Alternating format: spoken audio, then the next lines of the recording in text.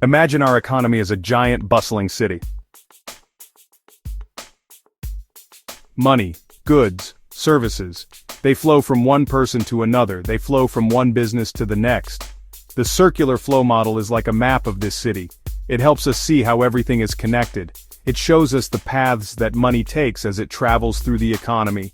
This model is a simplified picture. It doesn't show every single detail, but it gives us a powerful way to understand the big picture.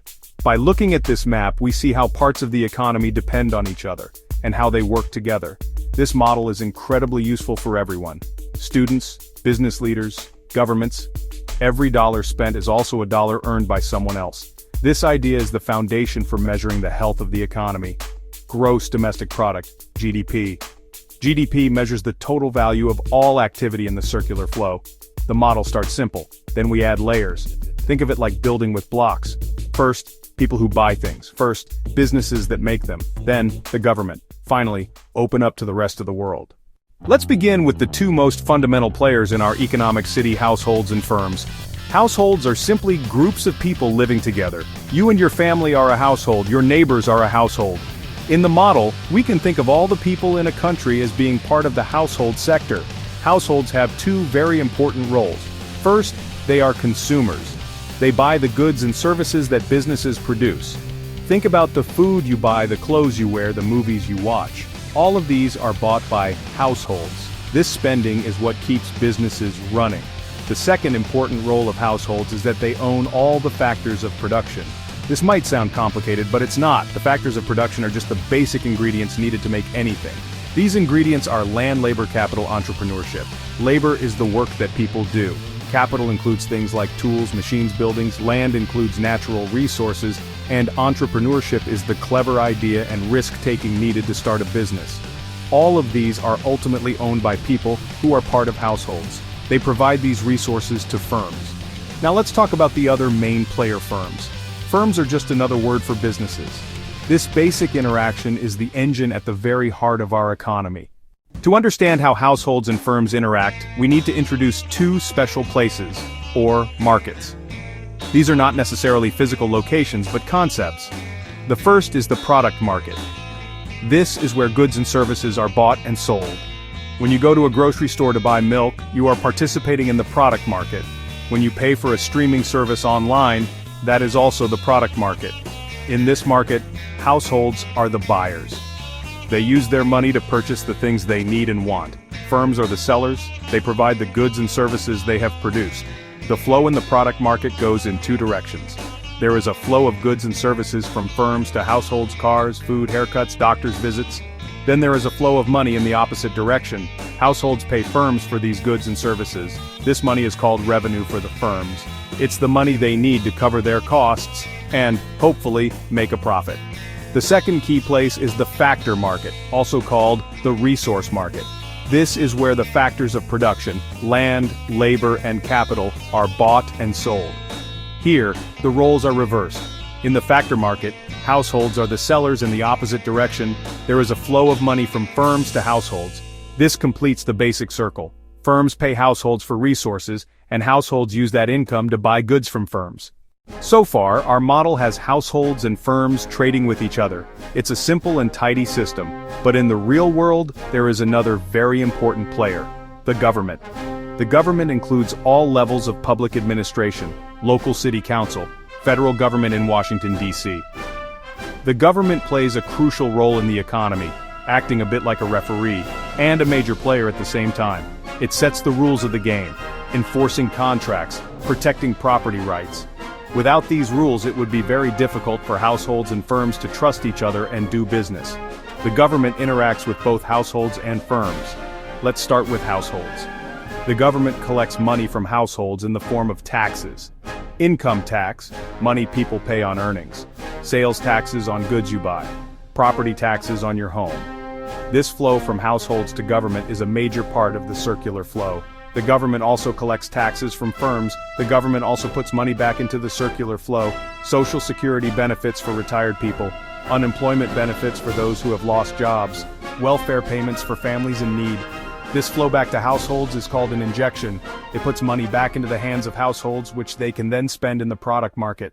Now that the government has collected tax money from both households and firms, what does it do with it? Well, a huge part of government activity is government spending, sometimes called government purchases.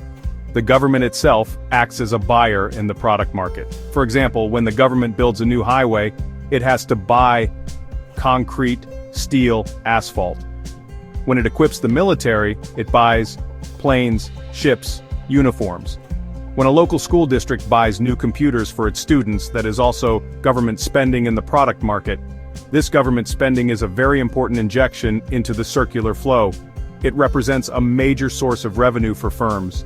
Think about a large infrastructure project like building a new bridge. The government pays a construction firm. That firm then uses the money to buy materials and to pay its workers. Those workers, who are part of households, then have more income to spend on other goods and services, which helps other businesses. This shows how government spending can stimulate economic activity. The government also buys resources in the factor market. Its biggest purchase in this market is labor. The government is the largest employer in many countries. It hires people to be teachers, police officers, mail carriers, judges, soldiers. It pays these people wages and salaries. Our model now includes households, firms, the government. This is called a closed economy. It's closed because it doesn't interact with any other countries. But in today's world, almost no country operates this way. We live in a globalized world. We buy things made in other countries and we sell things we make to people in other countries. To make our model more realistic, we need to add the final player, the foreign sector. The foreign sector simply represents all the other countries in the world that we can trade with. Adding this player turns our model into an open economy. Introducing the foreign sector means we now have new ways for money to flow both into and out of our country's economy. Let's think about the flows out first. When we buy things from other countries, it is called an import. Imagine you buy a new smartphone that was made in South Korea, or a car that was assembled in Japan. When you pay for that car, your money leaves our country's circular flow and goes to a firm in another country. This flow of money out of the economy to pay for imports is another type of leakage, just like taxes and savings. But just as money flows out, it can also flow in. When we sell goods and services that we produce to people or firms in other countries, it is called an export. For example, a farmer in Iowa might sell soybeans to a company in China. A software company in California might sell its programs to users in Europe. Exports create a flow of money from the foreign sector into our country's circular flow. We have mentioned leakages and injections several times. Leakages are money that leaves the main flow of spending, like taxes, spending on imports. Injections are money that gets added to the flow, government spending, revenue from exports. But there is one more major leakage we need to discuss: savings. Not every dollar of income that a household receives is spent. Often households choose to save some of their money for the future, for retirement, for a down payment on a house, or just for a rainy day. This act of saving is a leakage because it is income not immediately spent on goods and services. If this saved money were stuffed under a mattress, it would be a major problem for the economy, a permanent leak. But that's not usually what happens. This is where the financial market comes in. The financial market is a system that includes banks, stock markets, other financial institutions. Its main job is to take savings from households, the leakage, and channel it to others who want to borrow and spend or invest. So when a household saves money, they usually put it in a bank account. The bank doesn't just let that money sit there, it lends that money out to someone else. Who borrows it? Often firms that want to invest. Investment means spending on capital goods. A firm might borrow to build a new factory, buy advanced computers, or develop a new product.